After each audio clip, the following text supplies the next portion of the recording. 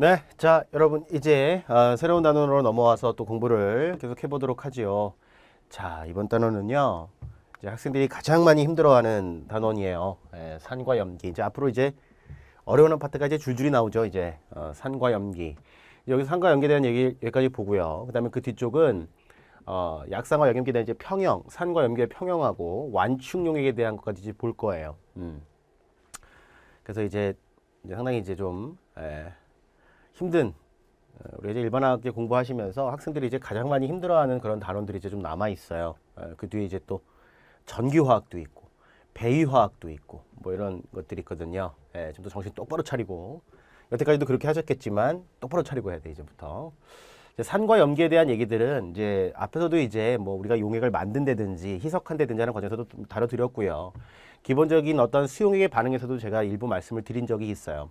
그런 내용에다 추가적으로 이제 뭐 pH 구하는 거, 특히 이제 약산과 약염기에 대한 어떤 평형 이런 것들, 그다음에 중화 반응과 염의 특징들 이런 것들을 이제 골고루 살펴봐야 된다. 아시겠죠? 자, 먼저 산과 염기에 대한 정의를 볼게요. 우리가 이제 앞에서는 주로 이제 수용액에 대한 반응을 봤기 때문에 아레니우스에 대한 정의들을 본 거예요. 근데 이제 우리가 산과 염기의 정의를 보면은 아레니우스의 정의가 있고요. 그다음에 이제 브랜세드 로울의 정의가 있고, 그다음에 이제 루이스에 대한 정의가 있어요. 그래서 이제 루이스 정의 이렇게 있는데, 자, 이제 중요한 거는 어쨌든 이러한 산과 염기에 대한 개념들을 정확하게 이해를 하셔야 되고요. 특히 이제 그 우리가 수용액 반응에서 물론 이제 아레니우스의 산과 염기가 수용액에서 얘기를 하는 거지만 브랜세드 로리가 상당히 중요해요.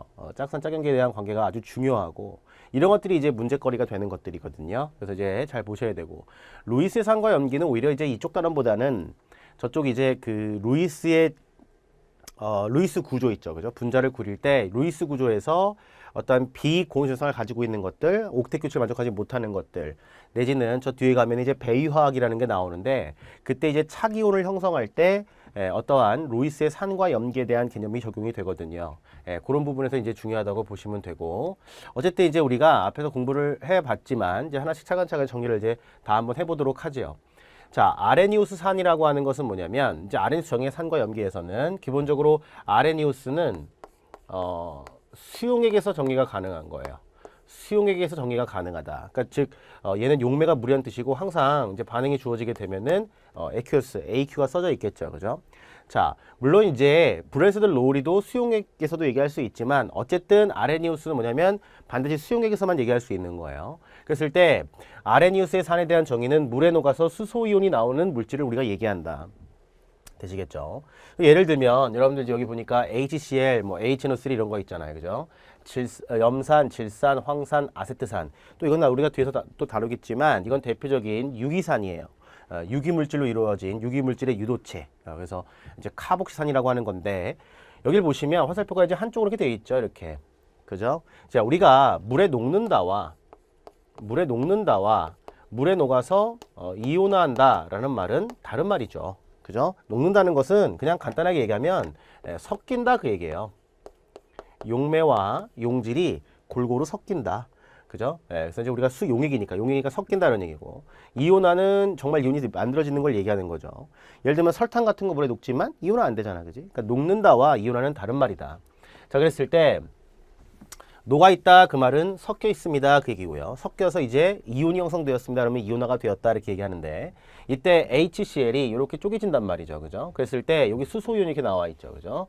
그 다음에 HNO3 질산도 이렇게 수소이온 나와 있어요. 얘도 이제 황산 이렇게 부르고 얘는 수소이온 나와 있고 그다음에 얘는 아세트산인데 얘는 이렇게 H+ 나와 있죠. 그죠? 그러면 우리가 얘네들을 공통적으로 산이라 부를 수 있는 이유는 누구 때문에 H+ 이온 때문에 그런 것이고요. 내가 얘는 염산, 얘는 질산, 얘는 황산, 얘는 아산 부르는 것은 뭐가 달라? 음이온이 다르네요. 그죠? 네, 음의 종류가 다르기 때문에 나타난다. 산은 기본적으로 여러분들이 이제 일반학 공부하시면서 가장 많이 등장하는 것들이 일단 기본적으로 산은 염기랑 반응을 잘해요. 네, 항상 상대성이 있는 물질과 반응을 잘하는 것이고 그 다음에 이제 이러한 산들이 또 누구라도 반응 잘하냐면 금속의 양이온과도 반응을 잘 하지요. 그죠? 그래서 이제 뭐 그런 것도 있고 이제 그러니까 금속과 산의 반응도 있죠. 그죠? 그래서 우리가 예전에 이제 금속의 이론의 것도 했었는데 어쨌든 그런 것들이 있습니다. 여기 화살표는 지금 한쪽으로 되어 있고요. 얘는 양쪽으로 되어 있죠. 그죠? 우리는 이거 배웠으니까 이건 어떤 관점에서 얘기하는 거예요? 평형에 대해서 얘기를 한다. 물론 얘도 평형상수를 논할 수는 있지만 이 값들이 얘네들은 평형상수 값이 무지막지하게 커요. 그냥 의미가 없어. 그냥 100% 이온화다. 특히 이렇게 염산, 질산, 황산은 물속에 들어가면 100% 이온화예요. 물론 이놈들은 분명히 산성도의 차이는 있어요. 있지만 물속에서는 100% 이온화이기 때문에 물속에서 누가 강하다 약하다를 얘기하는 것은 의미가 없어요. 물에서 다 100% 이온화하기 때문에 물속에서 누가 더 강하고 누가 더 약하다 이런 말은 의미가 없어. 되겠죠. 그 다음에 여러분들이 가장 많이 혼돈하시는 게 뭐냐면 우리가 뒤에서 다루겠지만 강산, 약산이다. 이제 우리가 이제 공부를 좀 하신 분들은 이제 우리가 산성도를 얘기할 때 이제 이런 거 얘기하죠. pH를 얘기하는데 강산이라면 무조건 pH가 낮다. 약산이면 무조건 pH가 높다. 이렇게 생각하시면 곤란한 거야. 강산, 약산의 기준은 뭐냐면 물속에 들어가서 이게 수영에서 얘기한다면 물속에 들어가서 100% 이온화가 되느냐 그게 강산이고요. 아주 일부분만 이온하느냐 그게 약산인 거야. 그래서 이제 내가 넣어준 거에 대해서 상대적으로 어떻게 이온하냐가 중요한 거야. 아시겠죠? pH는 기본적으로 수소 이온의 농도에 대한 얘기예요. 그래서 아무리 약산이라 할지라도 약산을 엄청 많이 때려 넣게 되면은 pH가 강산 아주 조금 더 낮을 수도 있어. 그러니까 더 상승 높을 수도 있는 거야. 그러니까 산성도의 개념하고 얘를 섞으면 안 돼. 상온도는 어떤 이 용액에 대한 어떤 그러니까 산성도 H 플러스가 얼마나 많니 이렇게 얘기하는 것이고 강산 약산의 개념은 뭐예요?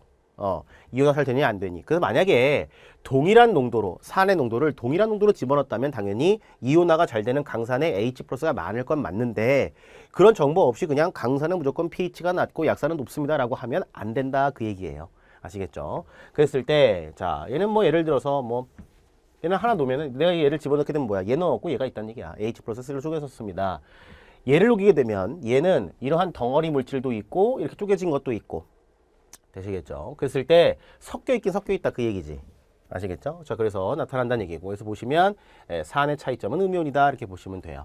그 다음에 이제 아레니우스의 염기는 여기 보니까 보통 우리가 말하는 아레니우스 산은 다 무슨 물질이에요 이거? 공유결합 물질이네요. 그죠? 근데 이제 우리가 다루는 그 아레니우스 염기는 정의가 뭐냐면 물속에 녹아서 OH- 수산화 이온이 나오는 물질을 얘기하고요. 얘들은 다 이온 결합 물질이지 기본적으로는. 그런데 자 이런 것들은 아닌 거야 사실. 그지? 암모니아는 보통 이제 암모니아는 이게 암모니아는 물 분자와 뭐 할 수 있냐면 수소 결합이 가능하죠. 물 분자와 수소 결합이 가능해요. 그러면 물에 매우 잘 녹아요. 물에 매우 잘 녹는데 이온은 잘 안 돼. 무슨 말인지 아시겠죠? 그래서 화살표가 양쪽으로 있고요. 얘는 암모늄 이온이고 얘는 수산화 이온이죠. 그죠? 그래서 어떤 뭐 이제 학생들한테 좀 더 편하게 이해하기 쉽게 얘기하려고 뭐 NH4OH다라고 해주는 경우도 있는데 이런 물질이 염기가 아니고 이건 이제 고체 물질이죠. 물에 녹이면 녹겠지. 그래서 OH 나오겠지만 기본적으로 암모니아가 염기성을 띠는 것은 기체 물질이 이렇게 물에 녹았을 때 이렇게 이온화 됩니다. 그런 얘기예요. 아시겠죠? 그래서 얘는 100% 이온화. 얘는 알칼리 금속의 양이온이죠. 알칼리 금속의 양이온은 물속에서 할 수 있는 일이 아무것도 없다 그랬어요. 그죠? 그 다음에 자 CaOH2는 알칼리 토금속인데 알칼리 토금속도 물속에서 할 수 있는 역할 아무것도 없고 이렇게 알칼리 금속과 알칼리 토금속으로 이루어진 놈들은 일반적으로 뭐예요? 이게 강한 염기다 그런 얘기야. 아시겠죠? 자 보시면 되고요. 자 얘는 이제 그 우리가 알칼리 금속의 이온이잖아요. 그죠? 알칼리는 물에 매우 잘 녹는 염기야. 그러면 물에 매우 잘 녹는 염기가 알칼리인 거고요.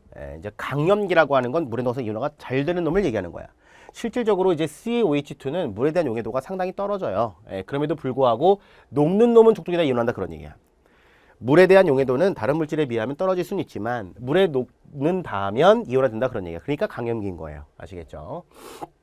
그래서 여기도 마찬가지로 염기의 공통성은 누구 때문에? OH만에서 나타나는 성질이고요.